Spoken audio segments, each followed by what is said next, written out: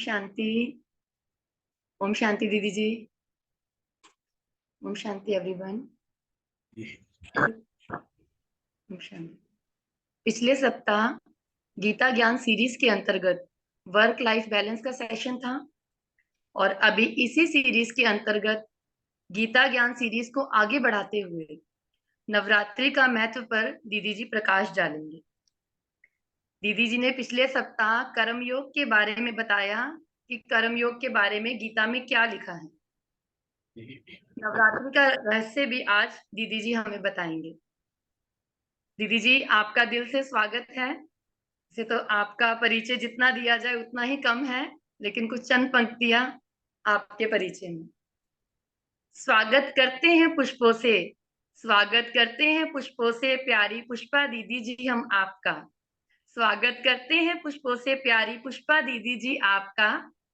श्रीमद् भगवत गीता पढ़ी है खूब आपने, श्रीमद् भगवत गीता पढ़ी है खूब आपने, और राजयोग के द्वारा खुद चुना आप जैसे रत्न को शिव बाप ने। राजयोग के द्वारा आप जैसे रत्न को चुना खुद शिव बाप ने। आप कर रहे हैं अब गर्भ संस्कार पर भी काम, अब कर रहे हैं आप गर्भ संस्कार पर भी काम। आप जैसे महारथी बच्चे अमूल्य रत्न है बाबा के, आप कभी नहीं हो सकते आम। ओम शांति। ओवर टू यू दीदी जी। Thank you very much.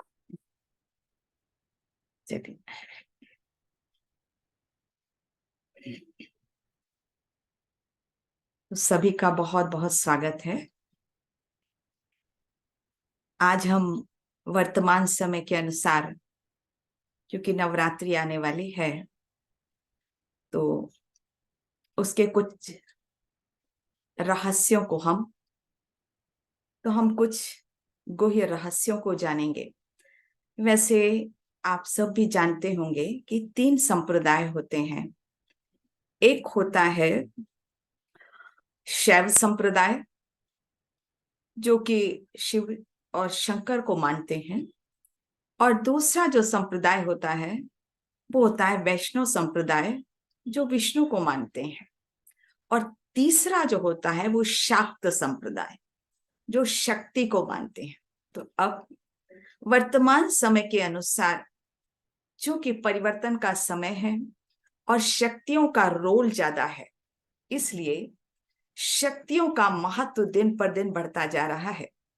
वैसे सभी संप्रदाय वाले कहते हैं कि जो ब्रह्मांड का जो ओरिजिन हुआ, वैष्णव संप्रदाय वाले कहते हैं विष्णु जी से हुआ, शैव संप्रदाय वाले कहते हैं शिव जी से हुआ, और जो शाक्त संप्रदाय हैं वो कहते हैं कि आदि जो देवी है वो शक्ति से हो।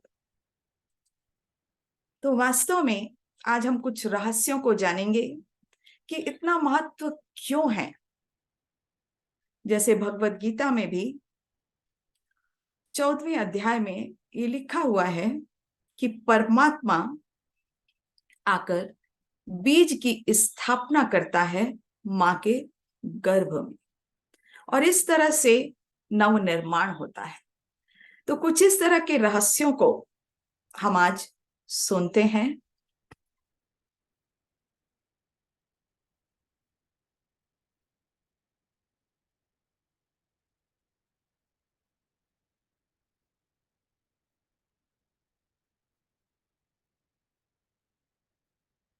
नवरात्रि, तो इसका क्या अर्थ होता है, क्योंकि इसमें ज्यादा डिस्कशन तो नहीं होगा, हम बतलाते हैं।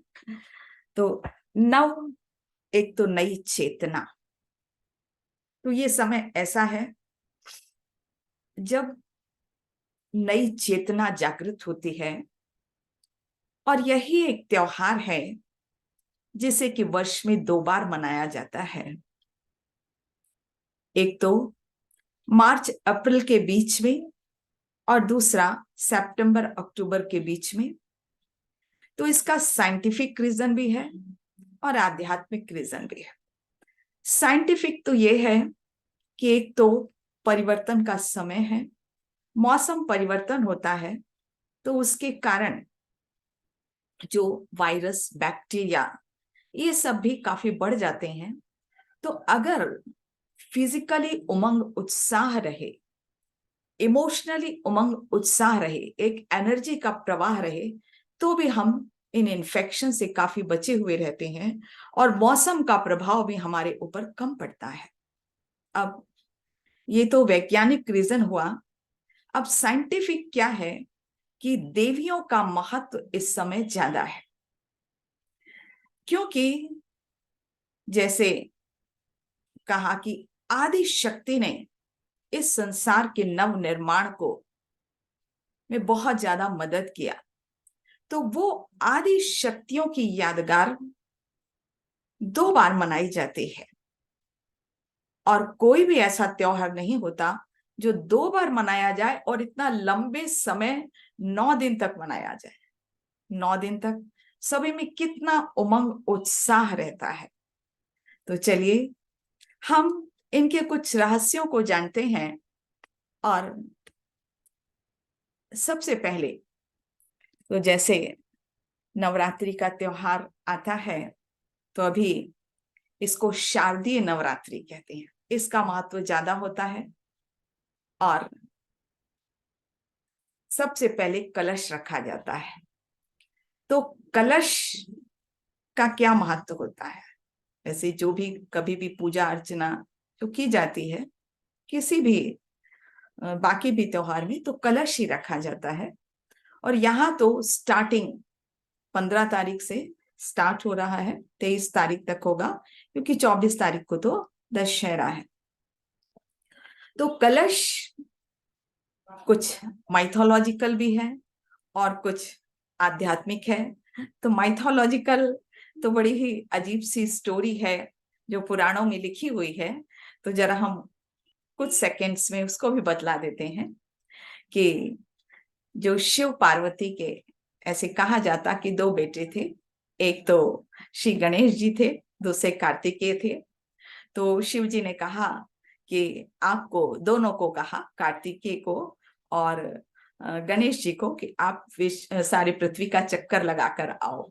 तो गणेश जी लीडर, वो तो उनमें लीडरशिप क्वालिटी है ही। तो उन्होंने क्या किया कि अपने माता पिता का चक्कर लगा लिया और कहा मैं तो चक्कर लगाकर आ गया। और बाकी जो कार्तिकेय वो तो चले गए पृथ्वी का चक्कर लगाने। तो शिव जी तो बड़े प्रसन्न हो गए, क्योंकि भोलानाथ कहा जाता है ना। तो भोलानाथ ने कहा हाँ, तुम प्रथम जो है वो पूजे जाओगे। अब जब पार्वती जी उठी तो वो काफी नाराज हो गई कि आपने तो पार्शियलिटी की और आपने गणेश जी को प्रथम स्थान दे दिया, मेरे कार्तिकेय को तो कुछ दिया नहीं, तो उनको भी कुछ स्थान दो। तो जैसे कलश की जब स्थापना की जाती है, तो उसका अर्थ ये होता है कि जब भी कोई हम अच्छा कार्य करते हैं, तो इसमें 33 करोड़ कहते हैं देवी देवताएं आ जाते हैं। तो इसका एक आध्यात्मिक ये है कि जब भी हम कोई कार्य करें तो शुभ भावना, शुभ कामना से करें, जिससे कि किसी की निगेटिविटी ना आए। तो यहाँ कार्तिकेय का फिर क्या रोल है? तो जब कलश रखा जाता, कलश के ऊपर नारियल रखा जाता है, तो पार्वती जी ने शिव को अनुरोध किया कि गणेश जी को तो आपने प्रथम लीडर बना दिया है और आपने यहाँ भी स्थान दे दिया है कलश में भी, लेकिन हमारे कार्तिकेय को भी स्थान दो। तो उन्होंने कहा अच्छा ठीक है, मैं उसको स्थान देता हूं। और वो उसके ऊपर आप देखते हो कि नारियल जो है, नारियल रखा रहता है, तो वो कार्तिकेय का प्रतीक है। ये तो माइथोलॉजिकल स्टोरी है, लेकिन आध्यात्मिक इसका अर्थ क्या है?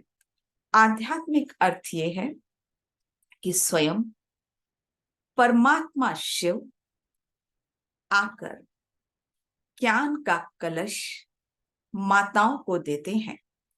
तो ये शरीर भी वास्तव में एक कलश के समान है, और जिसमें कि आत्म स्मृति यहाँ जागृत करते हैं, दिव्य बुद्धि आ जाती है, और जिसके द्वारा इस विश्व का नवनिर्माण होता है।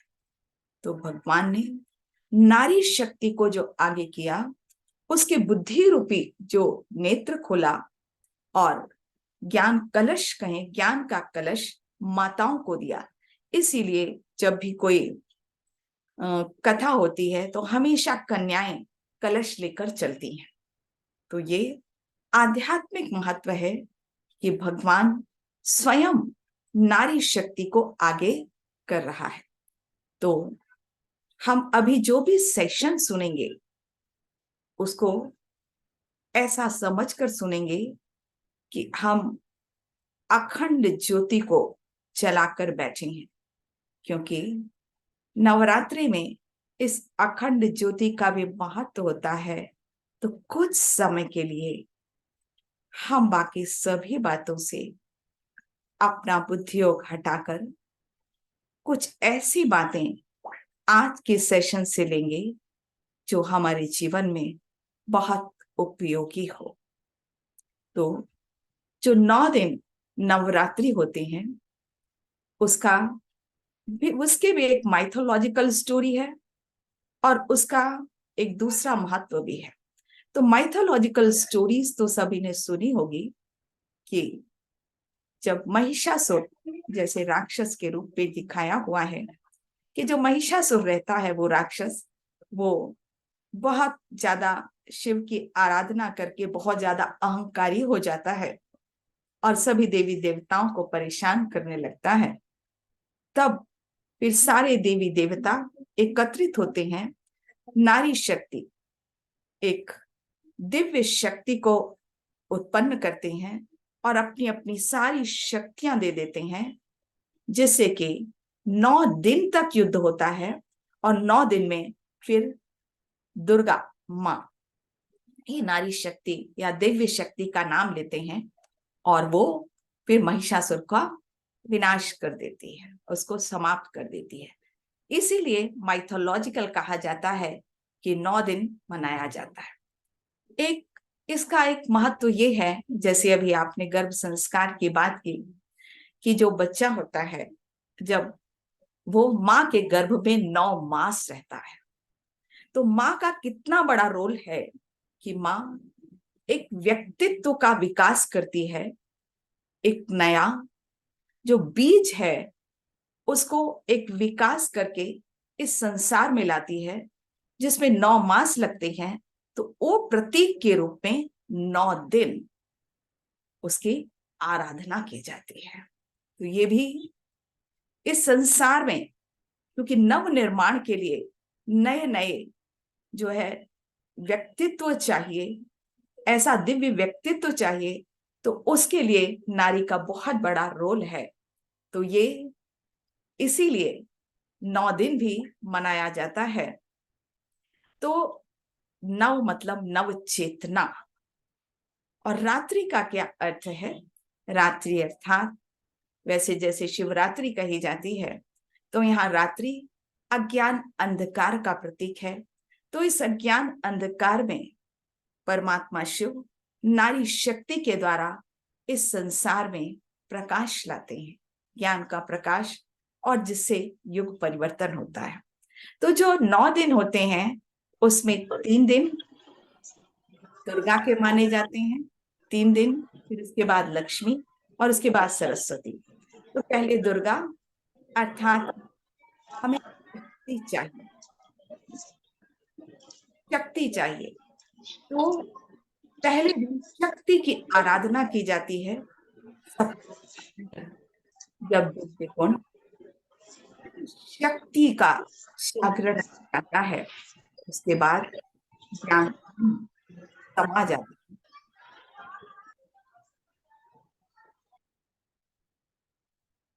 उसके बाद जो 3 दिन जो होते हैं वो होते हैं लक्ष्मी माँ के, अर्थात कि ज्ञान धन तभी आ सकता है, उसको आप रिटेन तभी कर सकते हो जबकि आपके अंदर दिव्य शक्तियां आ गई हैं। और फिर जो लास्ट 3 डेज जो होते हैं वो सरस्वती, अर्थात इस ज्ञान से हमारे अंदर विवेक जागृत हो जाता है। तो ये नव चेतना का आधार है। अब हम और आगे बढ़ते हैं। वैसे तो बहुत सारे रिचुअल्स होते हैं, गरबा भी मनाया जाता है, तो आजकल जो गरबा है उसको तो मॉडर्न रूप दे दिया गया है, फिल्मी गाने होते हैं, लेकिन जो एक्चुअल में जो गरबा गुजरात से प्रारंभ हुआ, और एक उसका भी एक आध्यात्मिक महत्व है कि उसको रखते हैं, जो एक दीपक होता है, तो जो ट्रेडिशनल जो होता है उसमें कैसे किया जाता है कि एक मिट्टी का जो होता कलश होता है, उसमें छेद होते हैं और उसमें दीपक जलता है, और उसके चारों ओर फिर कन्याएं माताएं जो हैं वो डांस करती हैं। इसको श्री कृष्ण के रास से भी जोड़ा जाता है, और ये महत्वपूर्ण इसलिए है क्योंकि इस समय फिजिकल ऊर्जा बहुत ज्यादा जरूरी है। क्योंकि जैसे कहा जाता है बहुत सारी जो बीमारियां हैं उन बीमारियों से हम बच सकते हैं अगर हमारी फिजिकल एनर्जी हम थोड़ा सा बढ़ा देते हैं इस समय, तो ये सबसे प्रिवेंट हो जाता है, तो उमंग उत्साह भी हमारे जीवन में आ जाता है। तो वो जो दीपक होता है वो भी एक गर्भ का ही प्रतीक होता है, जिसको दीप गर्भ कहा जाता है। उसको फिर चेंज कर दिया गरबा नाम से, मतलब एक नई चेतना। तो ये सारे रिचुअल्स, इनका कुछ कुछ आध्यात्मिक महत्व भी होता है। बाकी तो जो अलंकार हैं वो अलंकारों में आप समझ जाएंगे, जिसके हम चर्चा करेंगे क्या क्या अलंकार होते हैं। चलिए, तो अब जो नौ दुर्गा जो मनाते हैं, इसमें तो 9 जो इनका रूप है, किसी को नाम पता है? किसी को पता है कि एक एक की विशेषता है, और वो बहुत ही सुंदर इसका रहस्य है, वो हम सुनेंगे, लेकिन नाम अगर किसी को पता है कोई बताएं, क्योंकि मुझे समझ में आई कि लोग सुन रहे हैं। अनम्यूट करके आंसर दे सकते हैं जिनको पता है, प्लीज। किसी को अगर पता, क्योंकि मुझे समझ आए कि हाँ, you are interested in this. Unmute करके बोलिए, चैट में मत बोलिए, अनम्यूट करके। चैट में लिखा है क्या? चैट में लिखा है क्या किसी सेशन? हाँ जी दी, चैट में लिखा है, शीतला माँ लिखा है। अच्छा अच्छा संतोषी माँ है, शीतला है, लक्ष्मी है, अच्छा। और शैलपुत्री। और क्या है? शैलपुत्री, हो तो सामने लिखा है इसलिए। कुछ बातें शायद आप बिल्कुल आज नई सुनोगे। और बताइए, और बताइए थोड़ा भी जो किसी को पता हो सके तो कैमरा ऑन करके बोलिए। हाँ हाँ। सिद्धिदात्री भी होती है, सिद्धिदात्री। सिद्धिदात्री और सरस्वती, सरस्वती, काली माँ, काली माँ, और गायत्री, कालरात्रि, कालरात्रि, गायत्री, गायत्री, और चलिए, तो इसको अब हम 2 भागों में सुनेंगे। दुर्गा के 9 स्वरूप माने जाते हैं। ये किस बात का प्रतीक, बहुत ध्यान से सुनेंगे, आपको बहुत अच्छा लगेगा, और इट विल हेल्प आपको कि ज्ञान का जो नॉलेज फैलाने में बहुत मदद मिलेगी इससे। तो दुर्गा का ये जो 9 स्वरूप है, ये वास्तव में नारी शक्ति का वो स्वरूप है कि हर रूप में नारी पूजी जाती है। जन्म से लेकर 9th रूप सिद्धिदात्री, शैलपुत्री मतलब जन्म, जन्म से लेकर 9 रूपों तक वो पूजी जाती है। वो एक एक, जैसे बचपन, युवा, फिर जब और बड़ी होती है, फिर गृहस्थ में, फिर बच्चे, और उसके बाद वो संसार की पालना के योग्य बन जाती है। ये तो दुर्गा के 9 स्वरूप हैं। फिर जो कुछ चीजें आप दोनों में कंबाइन कर दिया, फिर उसके दुर्गा के 8 हाथ बतलाए जाते हैं। तो वो जो 8 हाथ होते हैं वो विभिन्न नामों से जाने जाते हैं। वो विभिन्न नाम अलग हैं, जैसे सरस्वती है, लक्ष्मी है, जगदम्बा है, वो अलग हैं। और जो ये दुर्गा जी का जो ये स्वरूप है, इन स्वरूपों को हम देखते हैं कि कैसे मानव जीवन के विकास में और किस तरह संसार के परिवर्तन में नारी शक्ति का इतना बड़ा रोल है। पहला स्वरूप माँ दुर्गा का, जो फर्स्ट डे नवरात्रि के रूप में मनाया जाता है, जिसको शैलपुत्री कहते हैं। शैलपुत्री अर्थात जो शैल, जो कि प्रतीक है ऊंचे पर्वत, क्योंकि शैलपुत्री कहा जाता है हिमालय की वो बेटी थी, पुत्री थी, मतलब उनका जन्म हुआ। तो जन्म से ही नारी शक्ति पूजी जाती है। तो यह इस बात को प्रदर्शित करता है कि कोई भी आत्मा, देखिए भगवान वैसे तो जो सम्मान देता है वो आत्माओं को देता है, तो मेल भी हो सकता है, फीमेल भी हो सकता है, लेकिन खास इसमें चूंकि नारियां विश्व परिवर्तन में ज्यादा होती हैं, इसीलिए इनको शक्ति कहा गया। लेकिन इसमें ऐसा नहीं है कि पुरुष या भाई के लिए भगवान नहीं कह रहे, उन्होंने ये सारे रहस्य जो बतलाए हैं वो सभी के लिए है। इसीलिए आत्मिक दीपक तो सारे समय जला कर रखना वो सभी के लिए है, क्योंकि आत्मा का कोई लिंग नहीं होता। जितना हम आत्मिक दीपक जला कर रखेंगे, हमें ये रहस्यों को समझ में आएगा। तो इसका मतलब कि हर बच्चे में पोटेंशियल होता है, इसीलिए त्रिशूल भी दिखाया हुआ है कि हम उस बच्चे को अगर अच्छी रीति से पालना करते हैं तो फुल पोटेंशियल उसमें डेवलप हो जाता है और इस संसार में वो एक महान कार्य कर सकता है। इसीलिए इनके 2 हाथ बतलाए जाते हैं, 4 हाथ नहीं बतलाए जाते हैं। तो ये भी एक पवित्र जन्म हुआ जो कि शैलपुत्री के रूप में पूजी जाती है। अब जो इसका दूसरा स्वरूप कौन सा है? दूसरा स्वरूप है ब्रह्मचारिणी। अब वो बच्ची बड़ी हो गई, बड़ी होने के बाद वो पढ़ाई के लिए जाती है। जब पढ़ाई के लिए जाती है तो पढ़ाई के लिए नियम ये है कि आपको ब्रह्मचर्य व्रत का पूरी तरह से पालन करना है। वास्तव में जो स्टूडेंट लाइफ है वो तपस्वी लाइफ है। तपस्या के लिए आपको चारों तरफ से अपना बुद्धि योग हटाकर सिर्फ पढ़ाई में लगाना है। तो आज इस स्टेज की आवश्यकता है, चाहे लौकिक पढ़ाई हो चाहे अलौकिक पढ़ाई हो, ब्रह्मचर्य का महत्व होता है।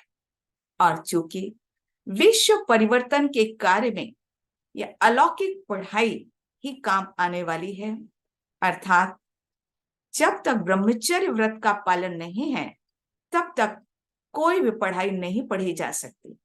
ब्रह्मचारिणी माँ को हमेशा व्हाइट ड्रेस में बतलाते हैं। व्हाइट ड्रेस सादगी का प्रतीक होता है, कमंडल ज्ञान जल का प्रतीक होता है और ये पवित्रता के प्रतीक है। इसीलिए हमारे देश में 9वें दिन क्या होता है, 7-8वें दिन कन्याओं की पूजा की जाती है। तो ये ब्रह्मचर्य व्रत के महत्व को दर्शाता है कि कन्याओं की ही पूजा क्यों होती है। तो ये माँ दुर्गा का दूसरा स्वरूप, नारी का दूसरा स्वरूप है, जो कि विश्व नवनिर्माण में सहयोगी होता है। तो ये हम सारे स्वरूप देख रहे हैं। अब तीसरा स्वरूप, अब वो कन्या बड़ी हो जाती है। बड़ी होने के बाद उसके ऊपर रिस्पॉन्सिबिलिटीज आ जाती हैं, इसलिए उसके अनेक हाथ बतलाए हैं, अर्थात फुल जो दुर्गा का स्वरूप है वो दिखाई दे रहा है। तो फुल दुर्गा जो इसमें आप देख रहे हो कि जो 8 हाथ बतलाए हैं, 8 हाथ मतलब वो शक्ति उनके पास आ गई है। इस संसार में जो कि युद्ध का मैदान है, वह अस्त्र शस्त्र लेकर युद्ध के मैदान में चलने को तैयार है। उसके पास गदा है, ज्ञान गदा है, ज्ञान तलवार है, उसके पास त्रिशूल है, उसके पास कमंडल है, उसके पास कमल फूल है, और वो शेर पर सवारी बतलाई। ये दुर्गा का फुल स्वरूप धीरे धीरे जो हम देखते हैं देवी के रूप में बतलाया गया है। और इसमें चंद्र घंटा क्यों कहा गया है? क्योंकि यहाँ पर एक चंद्रमा के रूप में एक घंटा होता है। तो ये किस बात का प्रतीक है? वो इस विश्व को परिवर्तन करने के लिए चंद्रमा के समान शीतलता भी चाहिए, तो और क्या चाहिए? शक्ति भी चाहिए। तो जो घंटे की आवाज होती है बहुत पावरफुल होती है, दूर दूर तक वो फैलती है, अर्थात शांति और शक्ति दोनों का बैलेंस जरूर चाहिए। इसीलिए माँ चंद्र घंटा थर्ड डे के रूप में, थर्ड डे ये पूजी जाती है। तो इनके चारों ओर एक असीम आभा होती है। तो ये माँ दुर्गा का तीसरा स्वरूप जहां माँ कही जाती है। अब और आगे विश्व परिवर्तन के कार्य के लिए और भी शक्ति चाहिए। तो माँ दुर्गा का स्वरूप अर्थात नारी का स्वरूप और भी आगे बढ़ जाता है और शक्ति बढ़ जाती है। तो माँ कुष्मांडा का अर्थ क्या होता है? किसी को पता है? थोड़ा आप भी बताएं, फिर हम आगे चलते हैं। कुष्मांडा का क्या अर्थ होता है? या शायद पहली बार सुन रहे हैं क्या ये सब नाम? कोई भी बता सकते हैं अनम्यूट करके, प्लीज बताइए, दीदी के साथ इंटरेक्शन कीजिए। कुष्मांडा का क्या अर्थ है? इसको आप अगर थोड़ा सा अलग संधि विच्छेद करेंगे ना तो समझ में आ जाएगा।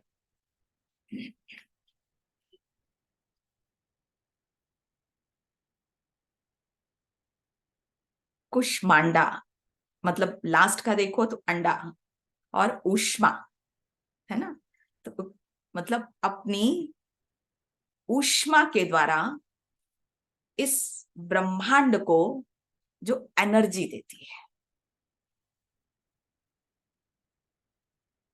इसीलिए जो दिखाया जाता है कि माँ कुष्मांडा बैठी हुई है शेर पर सवारी, निर्भय तो है ही, उसके पास सारी शक्तियां तो है ही, 8 जो अलंकारित, अब बहुत सजी सजाई है ना, क्योंकि अब उसका दिव्य स्वरूप आ गया है। अब वह बचपन नहीं है उसका, हाँ, और अब युवा से और आगे बढ़ गई है। तो उसके पास इतनी ऊर्जा आ गई है। और वो ऊर्जा कैसे है, वो ऊष्मा कहाँ से आती है? तो दिखाया जाता है कि वो सूर्य से ऊष्मा लेती है। अर्थात सूर्य कौन? परमात्मा शिव, क्योंकि शिव शक्ति कहा जाता है ना, तो शिव से वह जो कि ज्ञान सूर्य है उससे वह ऊर्जा लेती है और उस ऊष्मा के द्वारा सारे ब्रह्मांड को वह ऊष्मा देती है, ऊर्जा देती है, जिससे कि जो अंधकार है वो प्रकाश में परिवर्तित हो जाता है। तो इस रात्रि को दिन में परिवर्तन करने के लिए इस नारी शक्ति की वही ऊष्मा काम में आती है जो कि वह ज्ञान सूर्य से लेती है। और उसके पास सारी शक्तियां परमात्मा शिव ने अलंकार के रूप में दिए हुए हैं जो हाथों में बतलाया हुआ है। तो ये है कुष्मांडा। अब जो माँ का स्वरूप दिखाया जाता है, आजकल कहते हैं ना वर्क लाइफ बैलेंस, तो नारी को बहुत सारे काम करने पड़ते हैं, लेकिन परमात्मा ने नारी शक्ति को एक ऐसा विशेष बनाया है, अनेक शक्तियों का समावेश किया है जिससे एक साथ बहुत सारे कार्य कर सकती है। चूंकि पालना का कार्य माँ को करना पड़ता है, तो स्कंद माता, स्कंद किसको कहते हैं, पता है किसी को? स्कंद किसका नाम है? स्कंद नाम किसका है? कार्तिकेय, कार्तिकेय। और स्कंद माता कौन है? पार्वती जी, है ना, पार्वती जी के दोनों बच्चे थे ना। स्कंद माता मतलब ये कार्तिकेय है।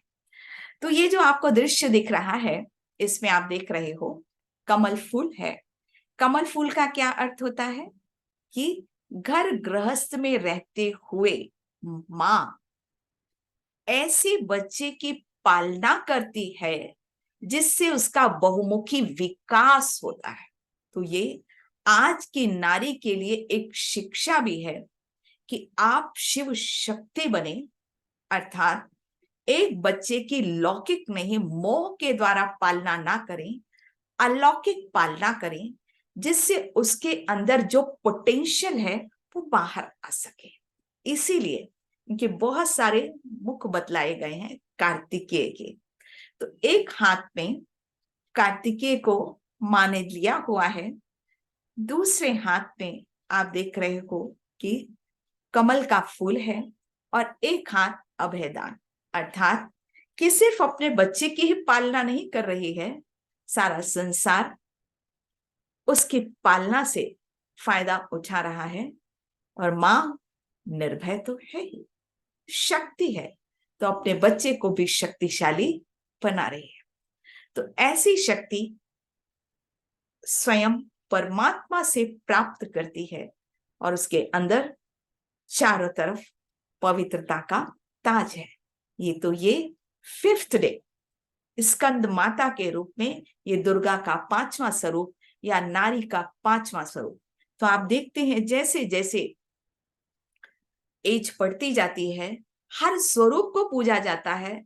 नारी का इतना ज्यादा इस संसार में महत्व है, इसीलिए आदि शक्ति को हर रूप में पूजा जाता। अब आई मां कात्यायनी, 6th डे। मां कात्यायनी सबसे सुंदर मानी जाती है, बहुत सुंदर, उसकी आभा चारों तरफ फैलती है। और मां कात्यायनी का जो वर्णन है वो भागवत में है।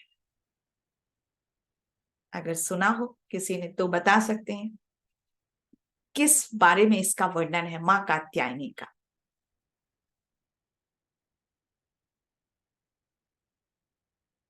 सुना? ये दुर्गा महिषासुर का वध किया। महिषासुर का वध किया। तो बहुत सुंदर है मां, मां कात्यायनी बहुत सुंदर है। बाकी रूपों में बतलाते हैं, मां कात्यायनी को नहीं बतलाते हैं। महिषासुर, महिषासुर का जो वध किया वो आपने जो बाकी रूप देखा ना, जो पहले जो रूप आपने देखे थे उसमें चंद्रघंटा का भी बतलाते हैं, है ना, उसमें भी बतलाते हैं कि बताया जाता है। जो पहले 2 रूप आपने जो देखे इसके पहले, एक तो स्कंद माता का तो पालना का बतलाया, कुष्मांडा का भी बतलाया जाता है, चंद्रघंटा रूप में भी बतलाया जाता है। तो ये 2 रूप बतलाए जाते हैं। अब लेकिन ये मां कात्यायनी बहुत सुंदर मानी जाती है। तो कहा जाता है कि गोपिकाएं श्री कृष्ण को प्राप्त करने के लिए मां कात्यायनी की पूजा आराधना करने गई। वो नवरात्रि का समय था, तो ये उस स्वरूप के सभी गोपियों ने जाकर पूजा की, और मां कात्यायनी ने सबको वरदान दिया। तो मां कात्यायनी की पवित्रता चारों ओर दिखाई दे रही है। यह भी एक बहुत सुंदर सा मां का स्वरूप है, नारी का स्वरूप है।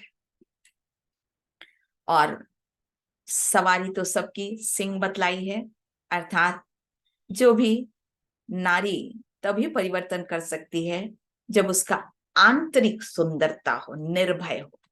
तो हमें आज सारे संसार में भी इस बात को बतलाने की जरूरत है कि आप मां कात्यायनी के समान अंदर की सुंदरता को लाओ, जबकि बाहर की सुंदरता इस संसार को परिवर्तन नहीं करेगी और किसी पर उसका प्रभाव भी नहीं पड़ता, अंदर की सुंदरता का प्रभाव पड़ता है। तो हमें ऐसी पर्सनालिटी बनानी है। अब 7th डे 7th डे ये कौन सा है? माँ काल रात्रि, या इनके बहुत सारे नाम कहे जाते हैं, काली देवी कहा जाता है। अब बाकी देवियों को तो सुंदर बनाया, लेकिन इस देवी को सुंदर क्यों नहीं बनाया है? इनको ऐसा क्यों बनाया है?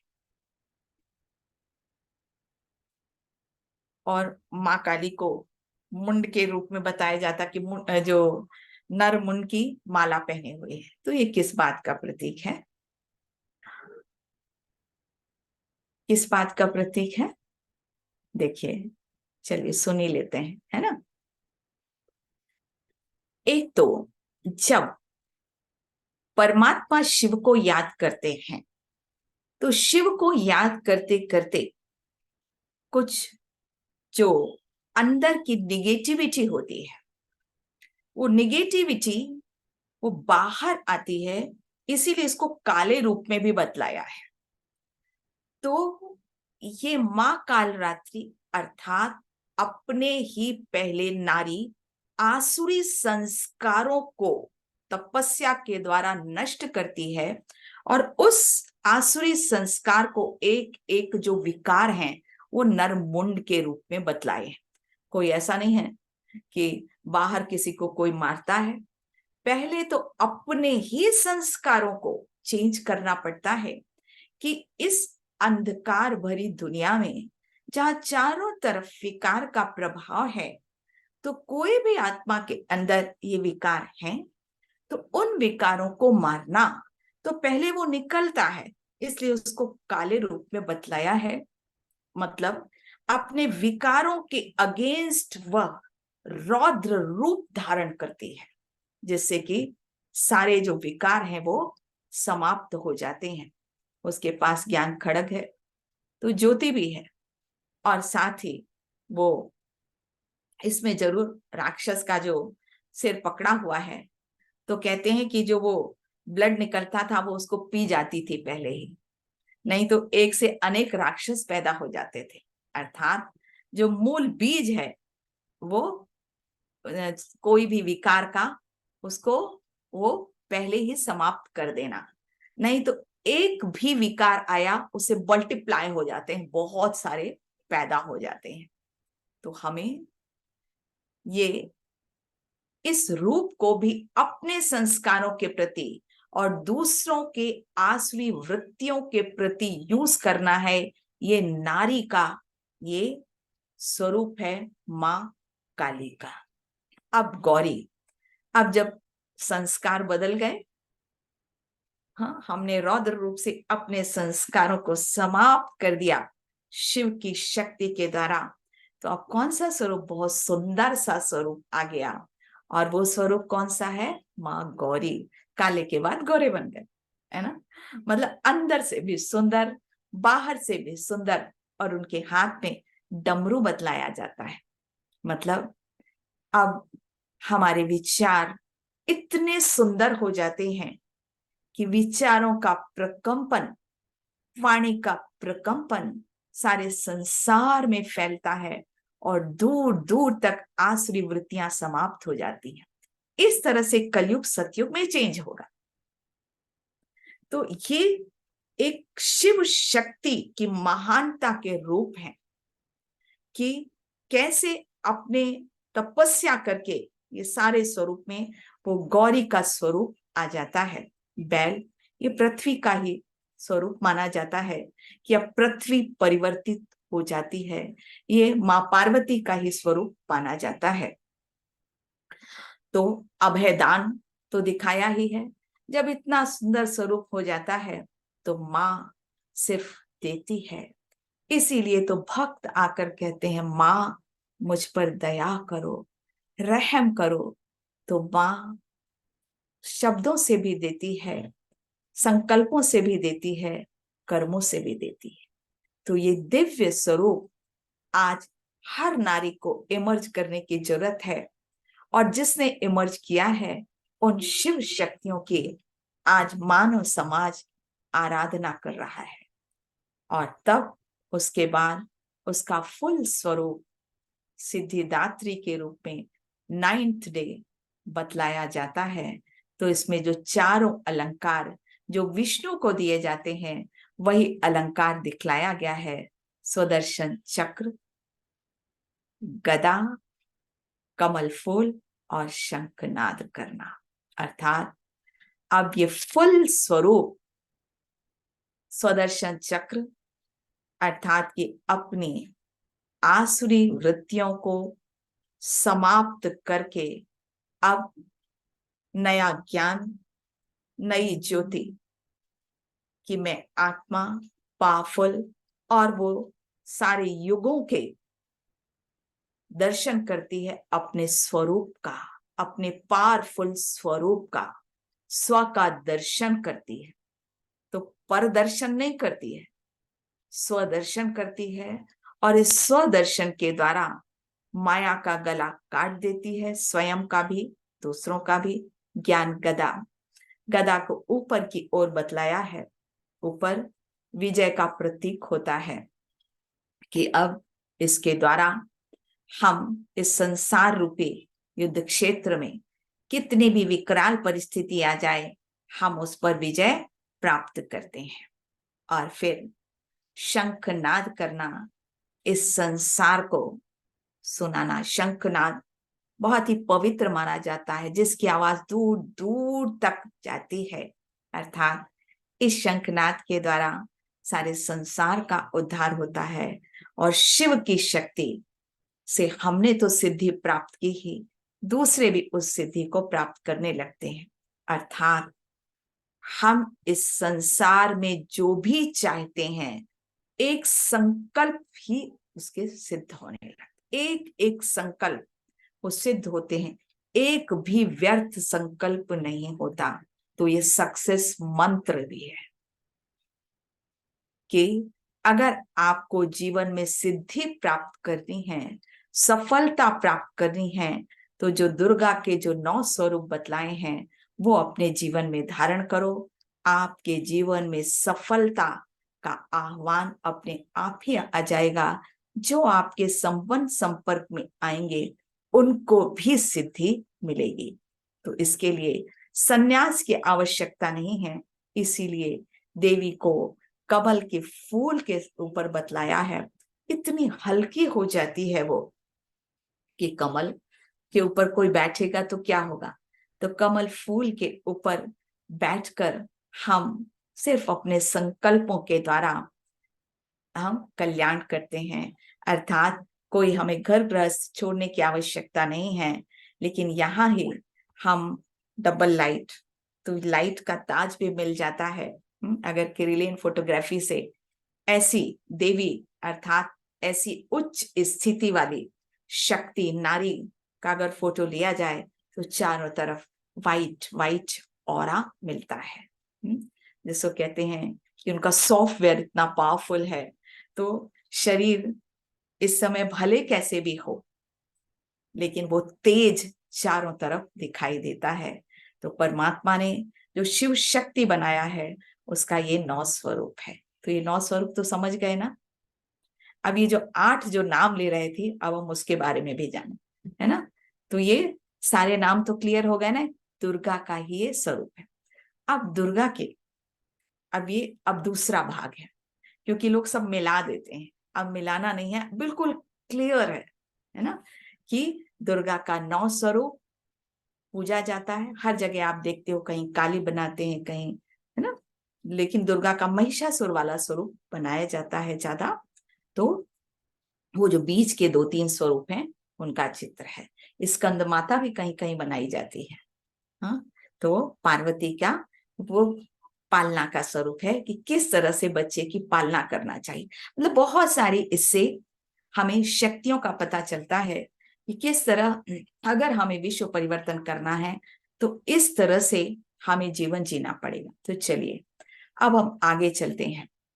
जो आप बाकी देवियों का नाम ले रहे थे ना, हाँ, तो वो देवियां माँ दुर्गा की शक्तियां हैं जो 8 हाथ बतलाए जाते हैं। अर्थात जीवन में सफलता प्राप्त करने के लिए, चाहे वो वर्क प्लेस हो चाहे वो घर हो, उसके लिए इन 8 शक्तियों की आवश्यकता होती है। तो हमें इस ज्ञान के आईने में अपना चेहरा देखना है कि मेरे अंदर ये शक्तियां हैं, जिससे मैं जीवन में सुख शांति का अनुभव कर सकूं।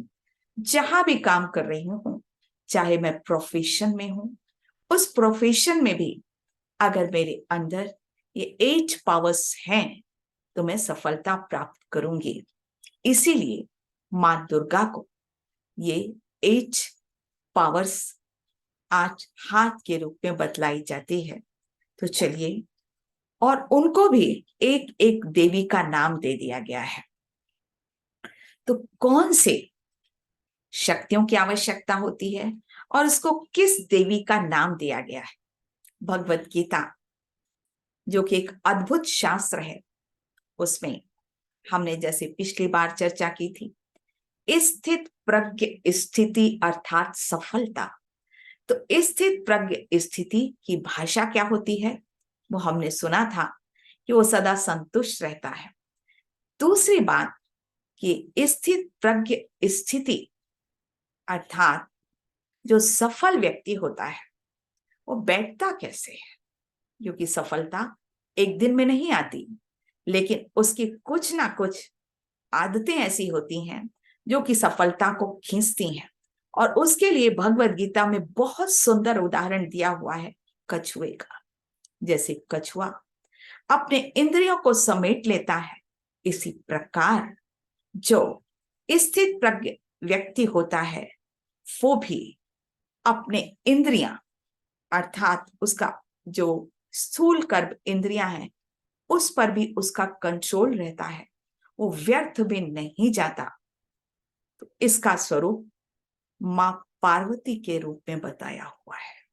मां पार्वती जो कि तपस्वी मानी जाती है, तो उच्च स्थिति का प्रतीक है, पवित्रता का प्रतीक है।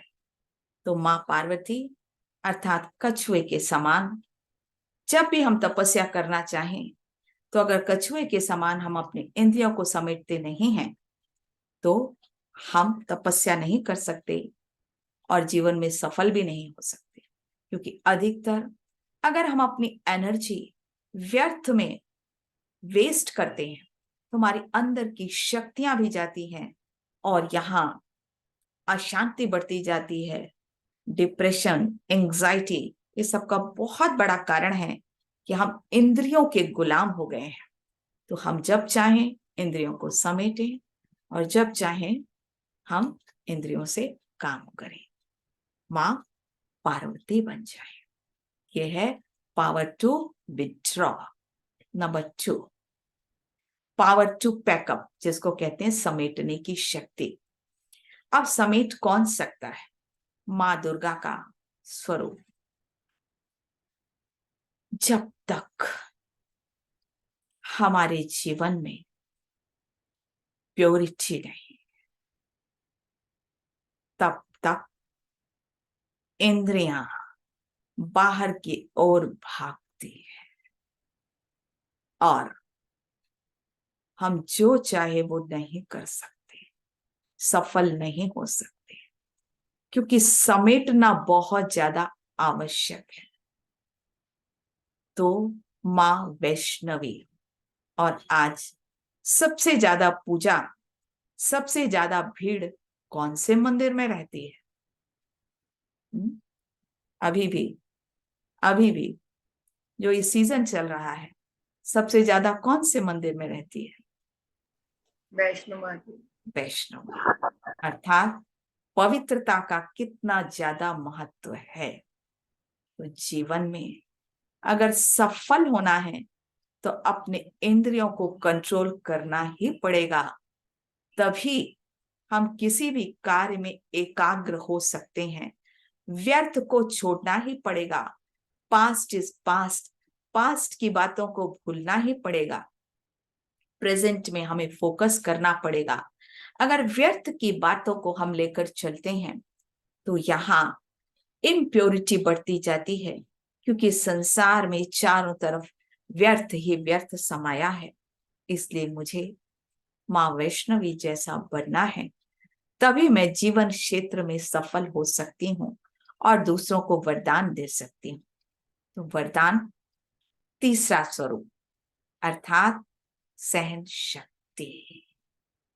सहन कौन करता है? एक माँ।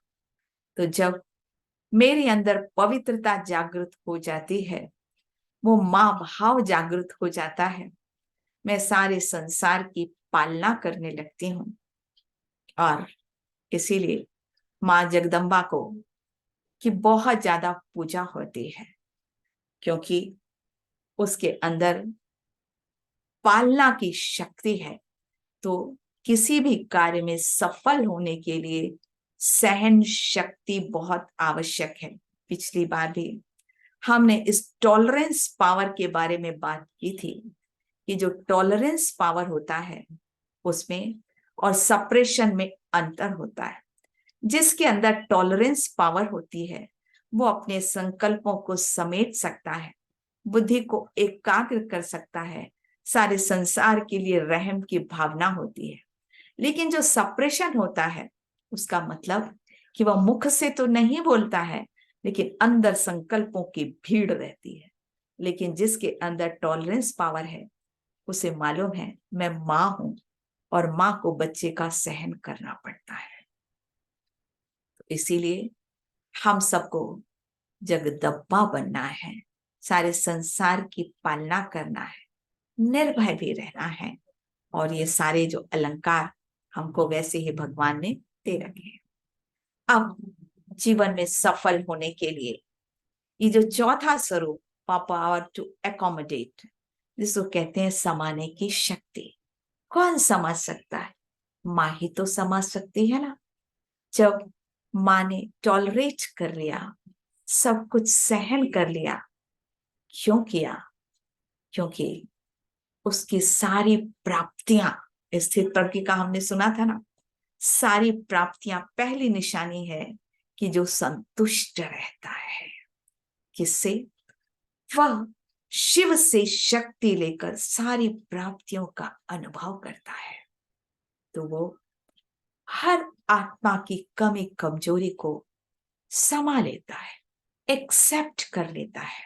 उसे पता है इस संसार में यह एक ड्रामा है, इसमें सब अपना अपना पार्ट बजा रहे हैं, और तो मुझे ये सब के पाठ को देखकर मुझे शिकायत नहीं होती है, मैं संतुष्ट हूं, मुझे किसी से कुछ नहीं चाहिए। इच्छा मात्र अविद्या है, तो मैं किसी की बात यहां से वहां नहीं करती। सागर के समान विशाल हृदय है मेरा, और मैं सबके जो कमी कमजोरी है उसको समा के बच्चे के समान उसको ऊर्जा देती है। इसीलिए इसको कहा जाता है पावर टू एकोमोडेट, समाने की शक्ति। बस नारी शक्ति में यही बात थोड़ी सी गड़बड़ होती है कि वो समा नहीं पाती। कहते हैं ना, जहां चार नारियां बैठ जाती हैं वो इधर की उधर, इधर की इधर, और उससे बड़ा नुकसान होता है। तो इसीलिए इस शक्ति को बढ़ाना है। जैसे एक छोटी सी, चलिए इतना हमने सुना, एक छोटी सी स्टोरी भी सुन लेते हैं, तो थोड़ा सा चेंज हो जाएगा। हाँ, क्योंकि समय पर खत्म करना है। तो एक पंडित जी थे, और पंडित जी एक गांव जा रहे थे। बहुत सालों पहले की बात है, जबकि ऐसे साधन नहीं थे, पैदल जाना पड़ता था एक शहर से दूसरे शहर।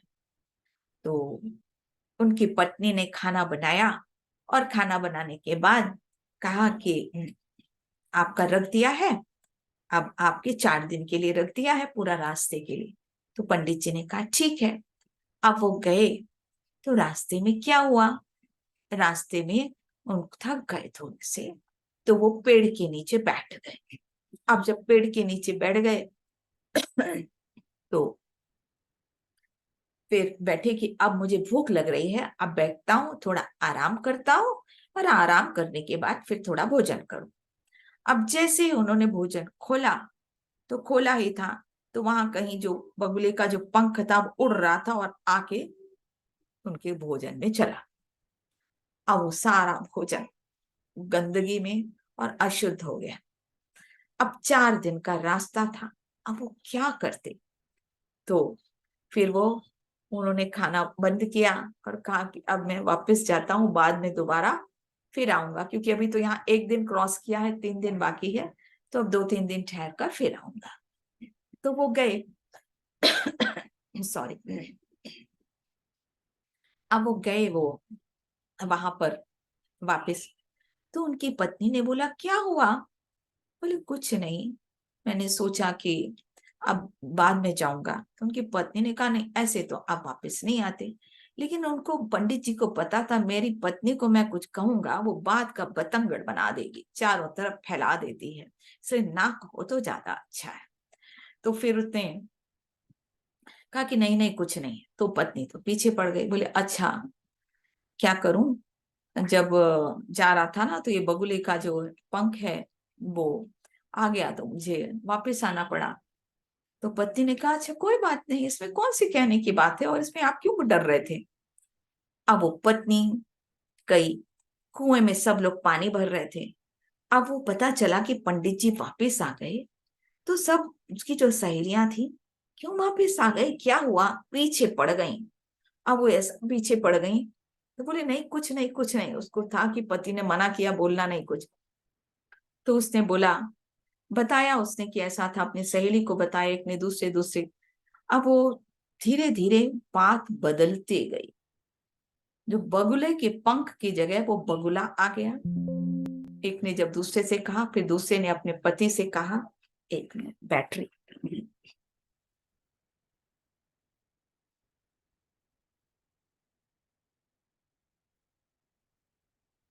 दूसरे से कहा। फिर अब ये खबर जो है वो राजा के पास पहुंच गई। तो राजा को ये खबर पहुंची कि पंडित जी के पास बहुत जादू आ गया है और वो जो है अपने हाथों से पंख जो बगुले निकालने लगे हैं। तो राजा को कहा हमारे यहाँ ऐसा पंडित जी है तो उसको बुलाना चाहिए। अब पंडित जी को जब बुलाया गया तो पंडित जी को कहा ये क्या हुआ, मेरे हाथों से मैं कैसे बगुला बनाऊंगा। फिर अब वो समझ गए ये सारी उनकी पत्नी की ही कमाल है। तो फिर वो गए और राजा से कहा राजन एक शर्त जरूर है। तो कहा क्या। कहा कि यहाँ जितने लोग रहेंगे वो सारे के सारे बगुले बन जाएंगे। तो फिर राजा भी घबरा गए कि ये क्या, और जो भी थे वो भी घबरा गए। बोले नहीं नहीं कोई जरूरत नहीं है आपको ये दिखाने की, ठीक है। तो कहने का मतलब कि नारी शक्ति को ये पावर जरूर लानी है, क्योंकि हम व्यर्थ की जो बातें नारियां काम करेंगे दोपहर के बाद व्यर्थ गॉसिप करने लगती हैं। इसीलिए इस बात से दूर रहना है, तब हमारे अंदर की शक्ति जागृत होती है। Power to accommodate. हर संसार के हर आत्मा को बच्चे के समान हमें पालना करनी है, यहाँ का वहां नहीं करना है। Power to discriminate. गायत्री माँ, आज गायत्री माँ का सबसे ज्यादा महत्व है क्योंकि परख शक्ति चाहिए। बिना परख के किसी भी कार्य में सफलता नहीं होती है। और ये हंस वाहन दिखाया है। हंस पवित्रता का प्रतीक है, मोती ही चुगता है। तो सबको गलत क्या है सही क्या है ये तभी हो सकता है जब अंदर विवेक जागृत हो, एकाग्रता की शक्ति हो। तो ये भी पावर टू डिस्क्रिमिनेट, परखने की शक्ति। तो परखने की शक्ति भी तभी आ सकती है कि जब हमारे जीवन में हम डिसिप्लिन लाइफ जीते हो, क्योंकि बिना परखे हम निर्णय नहीं कर सकते। अगर हमने परख गलत लिया तो निर्णय भी हमारा जीवन में गलत हो जाता है। तो इसीलिए भगवान हमको पारखी भी बनाता है। वैसे जो भी महान लोग आप देखते हैं उनमें भी परख शक्ति बहुत होती है। एक आदि शंकराचार्य की हम आपको घटना बतलाते हैं। तो आदि शंकराचार्य को अपनी गद्दी देनी थी, तो उन्होंने सोचा, अपने शिष्य को बुलाया और शिष्यों को कहा कि आप जो है, एक उन्होंने शोध कहा कि आप ये सब सुनाओ। तो सबने जो है सुनाया, लेकिन बहुत कठिन था, वो नहीं सुना पा रहे थे। तो शंकराचार्य जी ने कहा, एक जो उनका एक शिष्य था सनातन, तो वो गया हुआ था कपड़े धोने, तो कहा कि अरे वो नहीं आया है, वो सुना सकता है। तो बड़ा आश्चर्य लगा शिष्यों को, वो तो कभी आता ही नहीं है, उसने तो कभी पढ़ाई भी नहीं की, ना वेद शास्त्र पढ़े, उसको कैसे आएगा। लेकिन शंकराचार्य जी तो पारखी थे, क्योंकि प्योर थे, उनके अंदर ब्रह्मचर्य की शक्ति थी और विद्वान थे। तो जैसे ही वो आया तो कहा कि तुम सुनाओ। ने कहा मुझे तो आता नहीं है कुछ भी, मैं कैसे सुनाऊंगा, तो ट्राई करो। तो फट से उसने ऐसी स्तुति की कि लोग स्तब्ध रह गए। लोगों को बड़ा आश्चर्य लगा कि ये तो कभी पढ़ा भी नहीं, ये तो सारे दिन काम में बिजी रहता है। फिर शिष्यों ने यह सोचा कि शायद शंकराचार्य जी ने इनके ऊपर कृपा की हो, तो फिर कहा कि अच्छा, अब दूसरी जगह सुन के देखते हैं। तो शंकराचार्य जी ने कहा चलो नदी के उस पार चलते हैं, और नदी के उस पार जाकर फिर से आप सब सुनाना। तो सभी ने कहा कि चूंकि ये जोशी मठ की उधर की बात थी और वहां पर बाढ़ आई हुई थी, तो सभी ने कहा कि हमको जाने में तो टाइम लगेगा। तो शंकराचार्य जी ने कहा इसे पार होकर चले जाओ। तो वही जो उनका शिष्य था, उसने ही सिर्फ हिम्मत की और कहा कि जैसी आपकी आज्ञा, और जैसे वो पैर रखता था नदी में, वहां कमल आ जाते थे। तो उसका नाम पद्मनाथ भी हो गया। और फिर वो वहां जाकर उसने वो शोध सुना दिया, स्तुति की।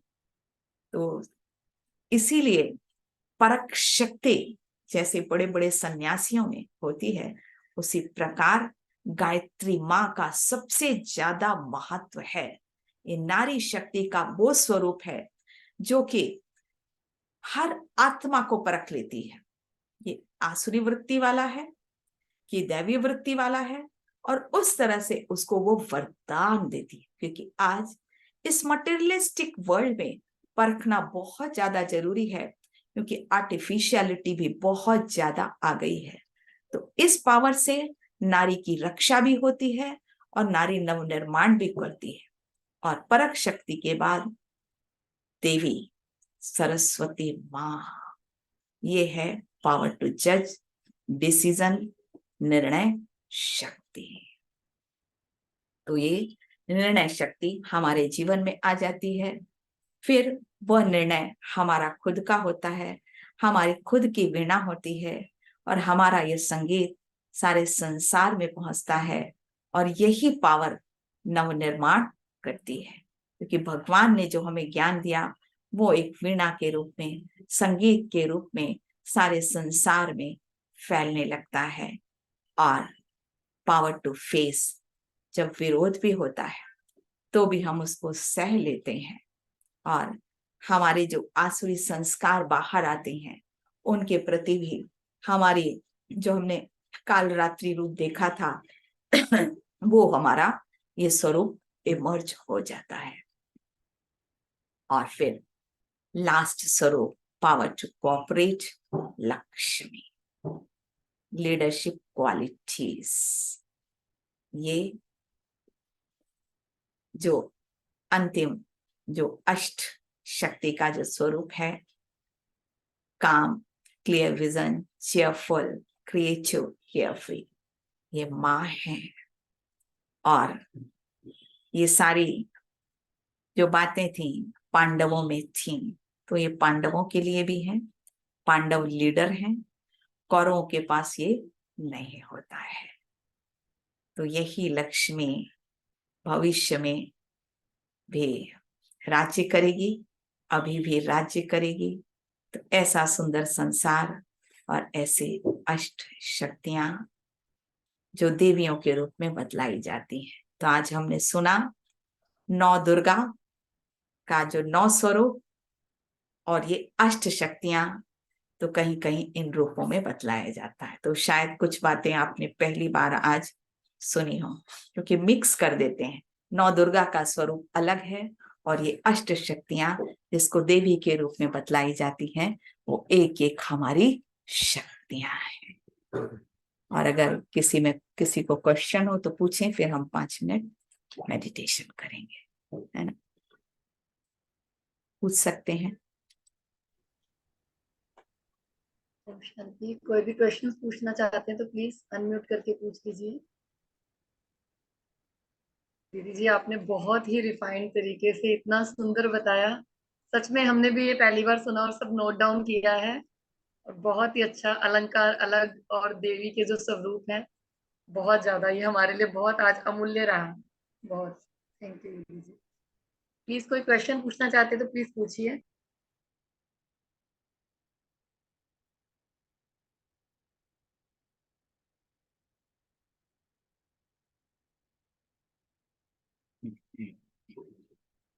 ऐसे तो सारी चीजें बता ही दी हैं बहुत सारी क्लैरिटी हो ही गई है।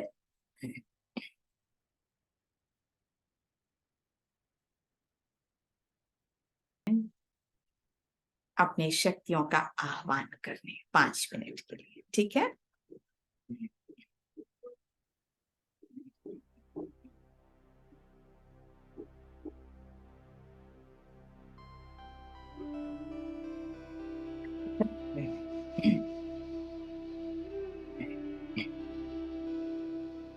ओम शांति।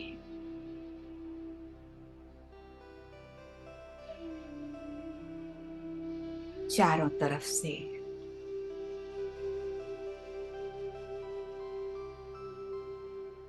अपना बुद्धि हटाकर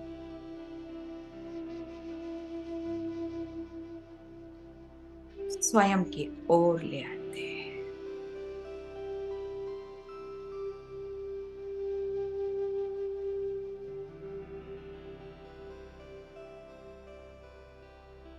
अपने श्वासों की ओर ध्यान देते हैं।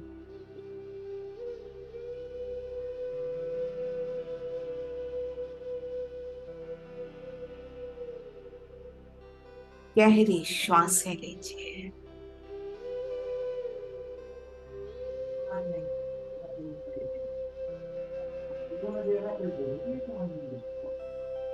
नहीं नहीं नहीं, कुछ भी नहीं किया ऐसा लिखना है। नहीं बिल्कुल नहीं, बिल्कुल नहीं, ऐसा कोई नहीं। अब अपना ध्यान इसमें बहुत अपने विचारों की ओर ले जाइए। इनका मैं क्रांति से बात कर रहा हूँ, उनसे बात करूँ। हाँ हमें क्रांति भाई तो इनसे बात कर। विचार सबसे महान शक्ति।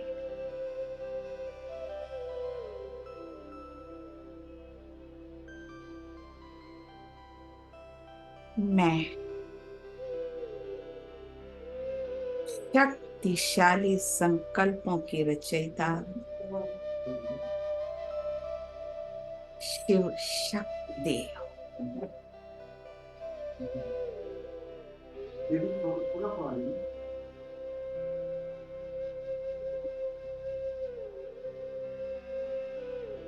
दोनों आईब्रोज के बीच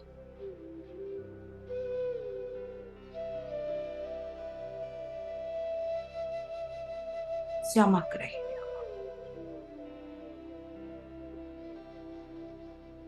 प्रकाश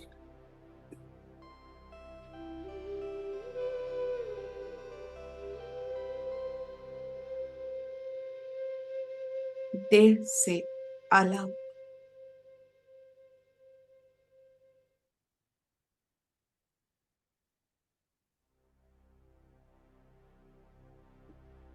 मैं शिव की शक्ति हूँ।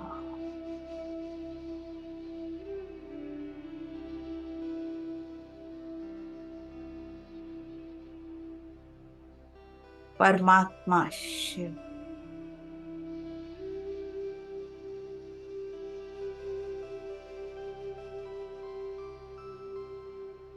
जो शक्तिशाली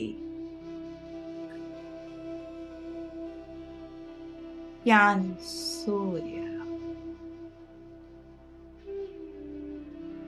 सर्वशक्तिमान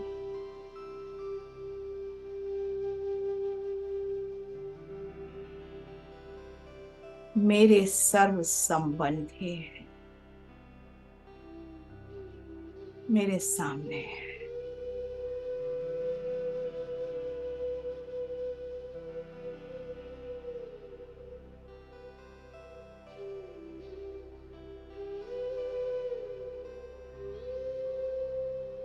उनसे सर्व शक्तियां निकल मुझ आत्मा में प्रवेश कर रहे हैं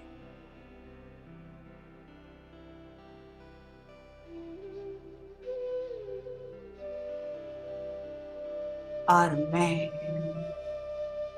अष्टभुजाधारी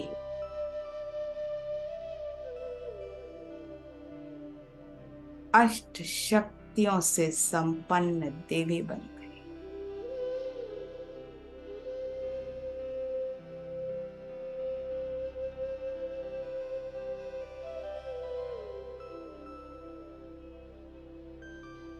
मेरे चारों ओर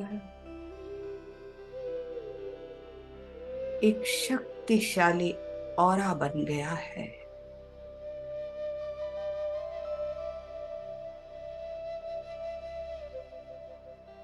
चारों ओर फैल रहा है।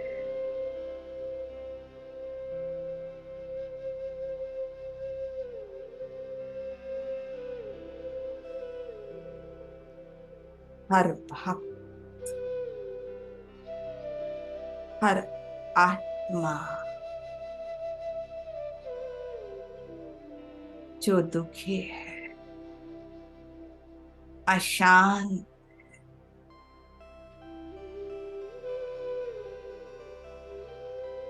उसे प्राप्ति का अनुभव हो रहा है।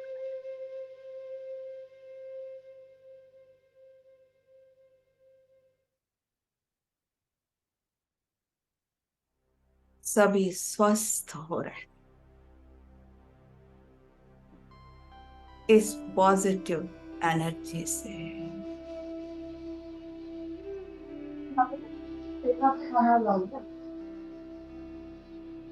सारी प्रकृति ऊर्जान्वित हो गई,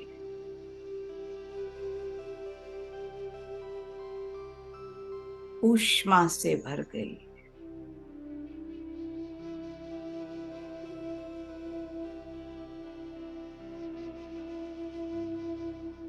मुझे अपने इस स्वरूप को जागृत रखना है।